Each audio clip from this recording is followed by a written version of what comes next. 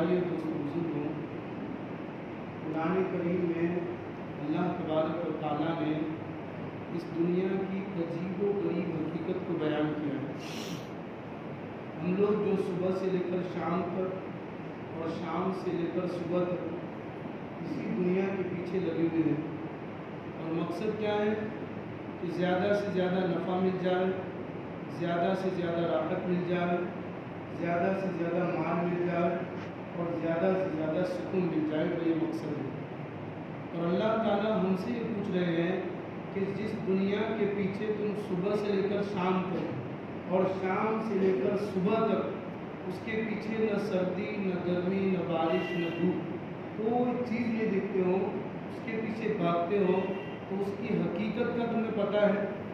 اللہ ہم سے پوچھ رہے ہیں۔ اور پھر اللہ تعالیٰ کہتے ہیں کہ دنیا ایک کھیل کود ہے، زینت اور سجاوٹ کا سامان ہے۔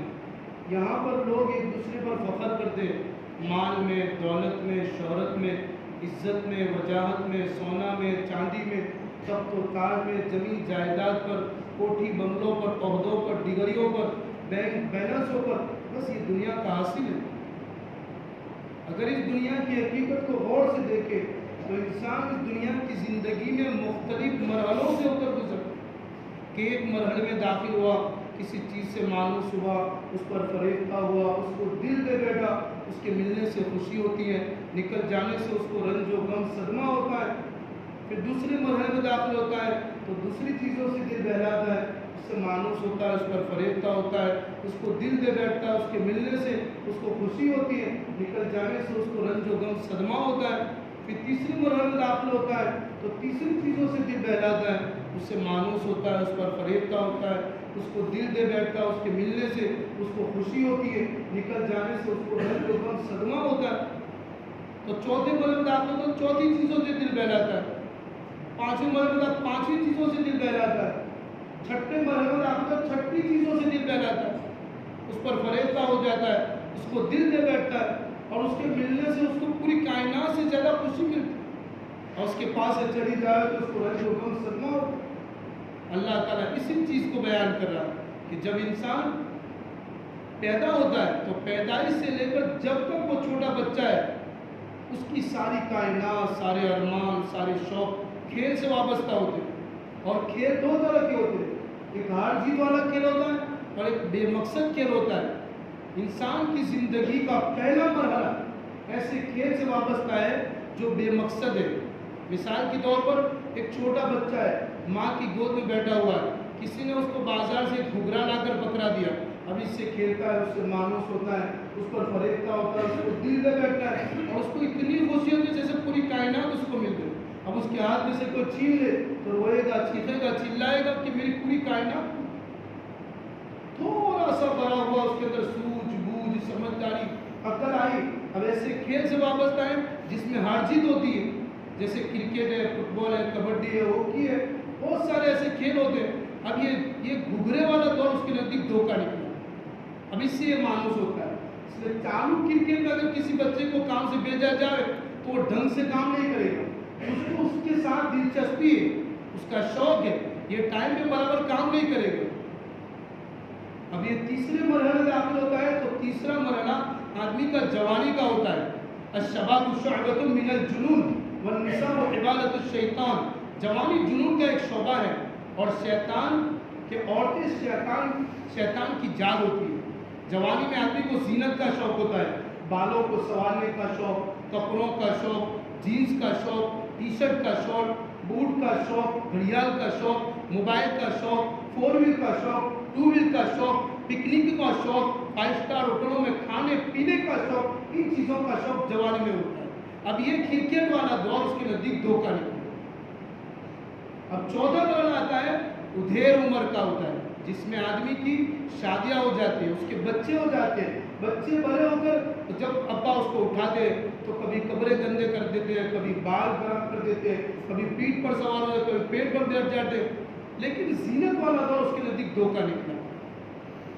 اب اس کے صرف کوئی لین دین نہیں، اس عمر میں اپنی انا کی تسکین کے لیے اس کی شہرت کی ضرورت ہے کہ میرے پاس ایسا بنگلہ ہو، ایسی گاڑی ہو، ایسی زمین جائیداد ہو، عہدہ ہو، ڈگریاں ہو، بینک بیلنس ہو، اس چیزوں کی فکر کہ دنیا کے اندر میرے نام کا ایک ڈنکا بچے. زینت والا دور اس کے نزدیک دھوکہ نہیں. پانچواں مرحلہ جو آتا ہے بڑھاپے کا ہوتا ہے, اور بڑھاپے میں آدمی کو دو چیزوں کا شوق ہوتا ہے, ایک مال جمع کرنے کا, ایک عمر بڑھ جائے. اور قرآن کہہ رہا ہے تکاثر فی الاموال والاولاد, دو چیزوں پر فخر کرتا ہے, ایک مال پر, ایک اولاد پر. پہلے زمانے میں لوگ فخر کرتے تھے کہ میرے 5 بچے ہیں, 10 بچے ہیں, 15 بچے ہیں, 17 بچے, اس پر فخر کرتے تھے.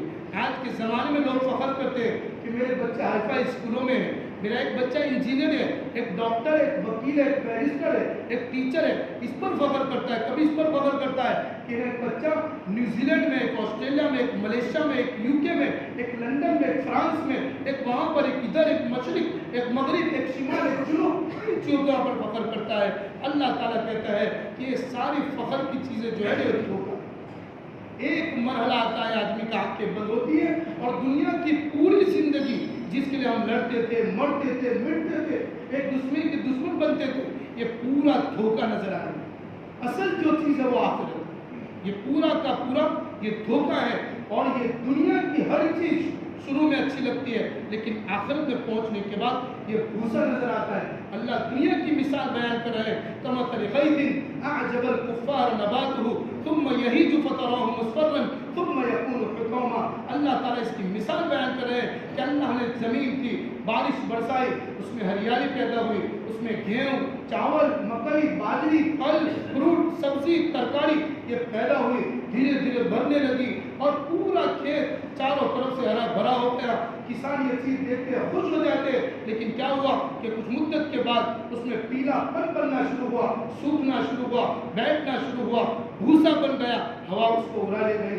اللہ تعالیٰ اسی کو بیان کر رہے ہیں کہ دنیا کی پوری زندگی اور دنیا کی ساری دولت, ساری شہرت, ساری عزت, مال, حکومت, تخت و تاج یہ شروع میں اچھی لگتی ہے, لیکن آخرت میں پہنچنے کے بعد یہ بھوسا نظر آتا ہے.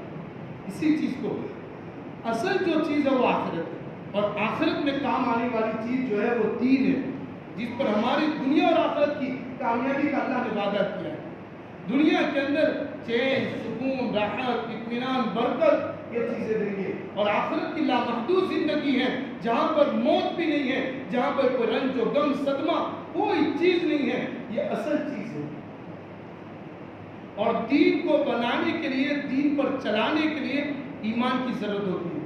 یہ ایمان اس کو دین پر چلائے گا, اور ایمان یہ دل میں بسنے والی چیز ہے, اور یہ محنت پر دی جاتی ہے, اس کے لیے قربانیاں دی جاتی ہیں. اور جو چیز محنت سے آتی ہے اس کی قدر ہوتی ہے, اور جو چیز بغیر محنت کے آتی ہے اس کی قدر نہیں ہوتی. کتابوں کے اندر ایک واقعہ لکھا ہے کہ ایمان کتنی بڑی دولت ہے. فرعون کے محل میں ایک عورت تھی, مشاطہ. وہ فرعون کی بیوی اور ان کے بچوں کے بالوں کو سنوارتی, اور فرعون نے انا ربکم الاعلی کا دعویٰ کیا, خدائی کا دعویٰ اس نے کیا. اس کے محل کے اندر کام کرنے والی عورت وہ ان کے بچوں کے بالوں کو سنوار رہی تھی, تو بالوں کو سنوارتے سنوارتے کنگا ہاتھ سے گرا, تو اٹھا کے اس نے کہا ہے موسیٰ کے رب, یہ لفظ بیٹی نے سن لیا. کہا تم میرے ابا کو خدا نہیں مانتی؟ کہ نہیں. اور اس زمانے کے اندر یہ صفت تھی کہ آدمی جھوٹ نہیں بولتا. جھوٹ بہت بڑا عیب ہے, بہت بڑا گناہ ہے. اس زمانے کے غیر مسلمان بھی اور مسلمان بھی جھوٹ عیب سمجھتے تھے, اس لیے مر جاتے لیکن جھوٹ نہیں بولتے تھے. تو کہا ہاں ایمان میں اللہ پر لائی, موسیٰ کے رب. اچھا, تو یہ بات انہوں نے اپنے ابا کو جا کر بتا دی کہ تمہارے محل کے اندر کام کرنے والی عورت بھی تمہیں خدا نہیں مانتی, تو تمہاری خدائی کا دعویٰ کیسا؟ فرعون نے اس عورت کو بلایا بڑے دربار میں اور کہا کہ کیا تم مجھے خدا نہیں مانتی؟ کہ نہیں. تو برابر سوچ لیا, دیکھ لیا. ایمان ایسی چیز ہوتی ہے جب دلوں میں بستی ہے نا, تو تقابل مال کا آتا ہے تو مال چھوڑ دیتے لیکن ایمان نہیں جانے دیتے. جان کا تقابل ایمان کے ساتھ ہوتا ہے تو جان دیتے تھے لیکن ایمان نہیں چھوڑ. اس پر محنت کی جاتی ہے. تو اس نے کیا کیا؟ فرعون نے بڑے دربار میں اس عورت کو زمین پر لیٹا دیا اور ہاتھ اور پاؤں میں بڑے بڑے کیلے جڑ دیے تاکہ ہل نہ سکے. پھر کہا کہ ایمان کا سودا کر دے کہ ایمان کا سودا نہیں ہو سکتا. فرمایا جان جائے گی، جائے تو جانے دو، ایمان کا سودا نہیں کروں گی میں. فرعون کو پتا تھا کہ اس کی 2 سال ایک بچی ہے، اس کو لایا گیا، ماں کے سینے پر اس کو رکھ دیا کہ دیکھ اگر تو ایمان کا سودا نہیں کرتی تو یہ بچی کی جان جائے گی. کوئی حرج نہیں. اس بچی کو ماں کے سینے پر ذبح کر دیا. 2 سال کی بچی. اتنی بڑی قربانی تو ہم سے نہیں مانگی جاتی. اب وہ بچی کا خون ماں کے سینے پر بہ رہا ہے. اس ماں کے دل پر کیا گزرتی؟ ذبح کیا، ایمان کا سودا نہیں کیا. پھر اس زمانے کے اندر دشمنوں کو سزا دینے کے لیے بڑے بڑے سانپ، بڑے بڑے بچھو پالے جاتے. تو وہ بڑے بڑے بچھو اور سانپ لائے گا، اس پر چھوڑ دیا گیا، ڈسنا شروع کیا. ماہی پہ آگ کی طرح وہ عورت تڑپتی رہی. جیسے مچھلی بغیر پانی کے کیسے تڑپتی، ایسے وہ ماں تڑپتی رہی لیکن ایمان کا سودا نہیں. جان دے دی اس نے. اب یہ کارگزاری اس نے اپنی بیوی آسیہ کو سنائی. تو آسیہ نے کہا تجھے شرم نہیں آئی، تجھے دکھ اور احساس نہیں ہو کہ ماں کے ساتھ تو کیا لیکن اس بچی نے تمہارا کیا بگاڑا؟ اور ہنس کے وہ کارگزاری سنا رہا. 3 مرتبہ یہ الفاظ جب اس نے دہرائے نا آسیہ نے تو فرعون کو ڈاؤٹ ہوا کہ یہ مسلمان ہو چکی ہے، یہ ایمانداری ہے. کیا تو بھی مسلمان ہو چکی ہے؟ کہا میں ایمان میں داخل ہو چکی ہوں. فرمایا دیکھ آسیہ کیا بولتی ہے، کہ میں صحیح کہہ رہی ہوں؟ اس نے کئی دفعہ پوچھا. جب بات کھل گئی تو بڑے غصے میں آیا، دربار لگایا. کہا کہ ایک عورت کے ساتھ بھی ایسا معاملہ کرنا ہے جس کو میں نے لاکھوں میں ایک چنا تھا. اس کو بڑے دربار میں لایا گیا حضرت آسیہ کو. اور جب لایا گیا اور فرمایا دیکھ آسیہ یہ محل دیکھ لے، یہ حشم خدم دیکھ لے، یہ نوکر چاکر دیکھ لے، یہ پولیس دیکھ لے، یہ تیری ساری سہولت کی چیزیں دیکھ لے. تیرے آنکھوں کے اشاروں پر ایک کام ہوتا تھا. فرمایا کہ ابھی بھی ہے ایمان کا سودا کر دے کہ یہ سب کچھ میں قربان کرتی ہوں، ایمان کو نہیں چھوڑوں گی. یقین جانے کتابوں کے اندر یہ بات لکھی ہے کہ بڑے دربار میں حضرت آسیہ کے کپڑے اتارے گئے. ایک مرد کو مرد کے سامنے ننگے ہوتے شرم آتی ہے. عورت ذات ہے، اس کے اندر حیات کا مادہ زیادہ ہوتا ہے. اور بڑے دربار میں حضرت آسیہ کو اس کے کپڑے اتارے گئے کہ ایمان کا سودا کر دے کہ نہیں کروں گی. اس کو بھی زمین پر لٹایا گیا، ہاتھ اور پاؤں میں کیلے گاڑ دیے گئے تاکہ ہل نہ سکے. کہ ایمان کا سودا کر دے کہ نہیں کروں گی. کہ دیکھ آسیہ یہ محل دیکھ لے، یہ تیرا ہی ہے سب کچھ، یہ مال، یہ دولت، یہ حکومت، سب کچھ اس نے قربان کیا صرف ایمان کی بنیاد. اور بڑی خوبصورت تھی. پھر ایمان کا سودا نہیں کیا. پھر ان کی چمڑی کو بلیڈوں کے ذریعے نکالا گیا، اوپر کی چمڑی کو. ہم کیا قربانی دے پا رہے ہیں؟ صرف تھوڑی قربانی یہ دینی ہوتی ہے کہ اللہ کے دین کے خاطر جان نہیں دینی ہے. اس جان کو دین کے خاطر کھپانا ہے، اور وہ بھی اللہ کے لیے ہماری آخرت سنور جائے. اس آسیہ نے بلیڈوں کے ذریعے پورے جسم کی چمڑی کو چھیلا گیا اور اس پر ہوا بھی لگتی ہے تو درد ہوتا ہے. تو کہا ایمان کا سودا کر دے آسیہ کہ نہیں کروں گی. پھر کتابوں کے اندر لگا پیسی ہوئی مرچیں لائی گئی اور اس پر چھڑکا گیا. تڑپتے تڑپتے اس نے جان دے دی، ایمان کا سودا نہیں کیا. کتابوں کے اندر بات لکھی ہے کہ اللہ نے اس ایمان پر قربانی دینے پر اللہ تعالیٰ نے وہ مقام عطا فرمایا کہ جب حضرت خدیجہ رضی اللہ تعالیٰ عنہ کا انتقال ہوا تو اللہ کے نبی علیہ السلام نے فرمایا کہ میری بیویوں کو سلام کہہ دینا. فرمایا خدیجہ نے کہ آپ کی بیویاں کون؟ میں سب سے پہلے آپ کی بیوی ہوں کہ اللہ نے حضرت مریم اور خدیجہ سے، حضرت آسیہ اور مریم سے میرا نکاح کر دیا ہے. آسیہ اور حضرت مریم علیہ السلام سے میرا نکاح کر دیا. یہ مرتبہ ان کو ملا. میرے بھائی اتنی قربانی ہم سے نہیں مانگی جاتی. قربانی صرف اتنی مانگی جاتی ہے کہ ہمارے یہاں 3 سال میں ایک اجتماع ہونے جا رہا ہے، اور یہ اجتماع اس لیے رکھا جاتا ہے کہ عمومی ماحول بنے. اور جب عمومی ماحول بنتا ہے تو ہدایت بھی عام ہوتی ہے، کام کرنا آسان ہوتا ہے، ہدایت کے فیصلے ہوتے ہیں. اور عمومی ماحول 2 چیزوں سے بنتا ہے، ایک پیدل جماعتوں سے اور ایک اجتماع سے. مانوس بستیاں اور مانوس مسجدیں تو اجتماع میں آتی رہتی ہے. ہمارا اجتماع میدانوں میں اس لیے رکھا جاتا ہے تاکہ ہر ایک کے لیے آسان ہے، ہر ایک کے لیے. اب زونوں کے اندر جو جماعتیں کام کر کے آئی ان کی کارگزاریاں سنیے. مسلمان تو مسلمان، غیر مسلمان بھی متاثر ہوئے. غیر مسلمان بھی کیا پوچھا کہ وضو کے لیے بھی ہمیں جگہ دیتے تھے، نماز کے لیے مندروں کے اٹھنے دیتے تھے، اسکولوں کے اندر گھراتے تھے. تو مسلمان تو مسلمان لیکن غیر مسلمان بھی سے متاثر ہوئے.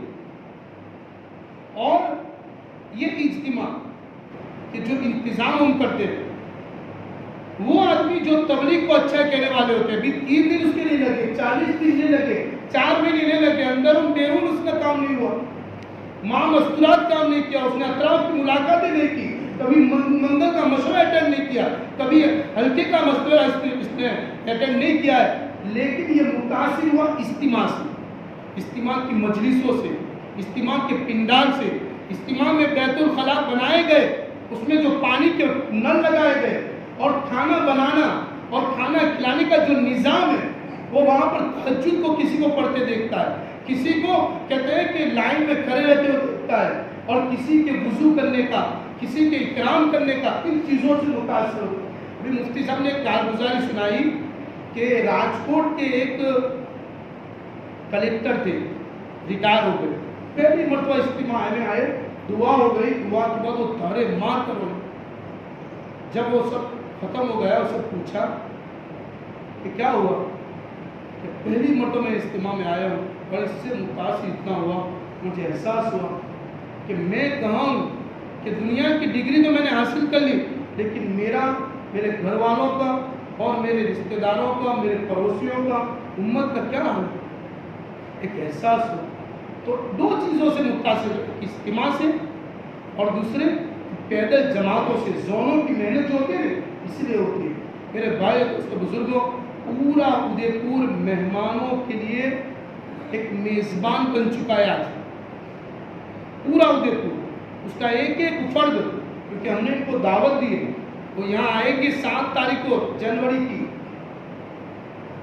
اور ہمارے گھر میں 5 مہمان آتے ہیں تو کتنا بڑا انتظام کرتا ہے ہمیں سب پتا ہوتا ہے. پورے ضلع کے لوگوں کو ہم نے دعوت دی ہے، اور جو ذمہ داری جس کو بھی دی گئی ہے، پورا ادے پور ایک مہمانوں کے لیے ایک میزبان ہے. اور آج نہیں بلکہ سال ہر سال سے آج بھی ادے پور کا اجتماع اس لیے یاد کرتے ہیں کہ یہ لوگ اکرام میں بہت آگے ہیں. آج بھی وہ لوگ 3 دن کی چھٹی کر کے آئیں گے، اپنے کاروبار بند کریں گے، اپنے دھندے ویپار کو بند کر کے یہاں آئیں گے. تو ان کا اکرام، ان کو ساری فیسلٹی دی جا رہی ہے، اور جو فیسلٹی دینے کی جو چیزیں ہیں ان کی بھی حفاظت کرے. جو وقت پر کام کرنا ہے وہ کام بھی کرے، اور جو ذمہ داری جس کو بھی دی جا رہے وہ بشاشت سے نبھاوے. اس میں بھول چوک نہ ہو، اس میں جان بوجھ کر غفلت نہ ہو. پھر بہت بڑی غلطی اگر یہ چوک ہو جاتی ہے تو بہت بڑا نقصان ہو جاتا ہے اجتماع کو.